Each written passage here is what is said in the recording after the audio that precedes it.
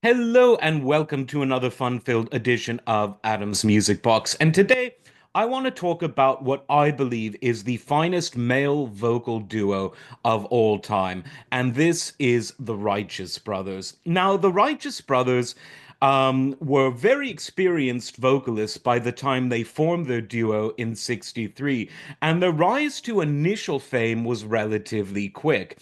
Now, one of the things that was to me so interesting and what worked so well about the Righteous Brothers is that the ability of these two very, very different voices to both complement each other when sort of trading between solo sections and their ability to harmonize really just created an instantly recognizable yet irresistible sound. There was, of course, Bill Medley, who had his baritone voice.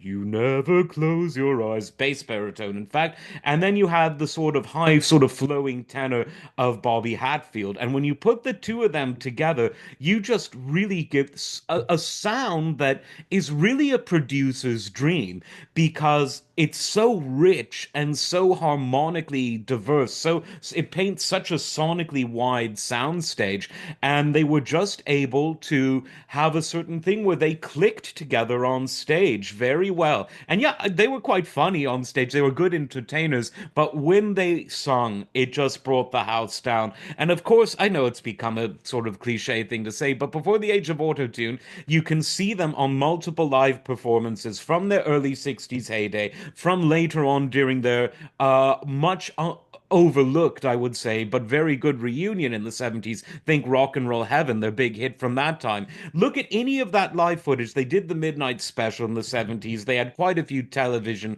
appearances in the early and mid '60s. They were so just fantastic.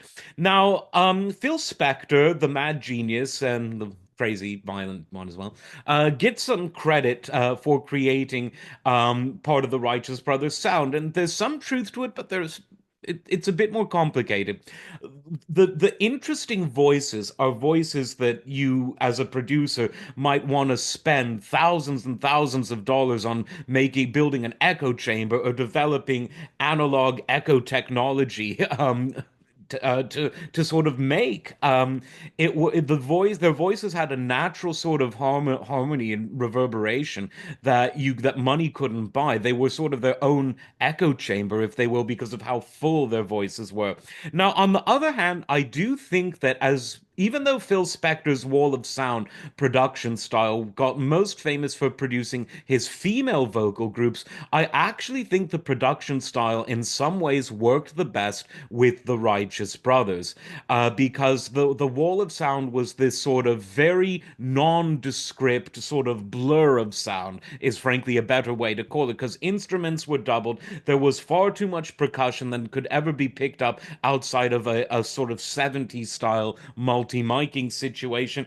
And the result was sort of just this blanket of sound that really came through well on AM radio. It wasn't quite as ready for the hi-fi era, which was to come to rock and roll in just a few years, but the recording quality of those early Righteous Brothers singles and albums really holds up.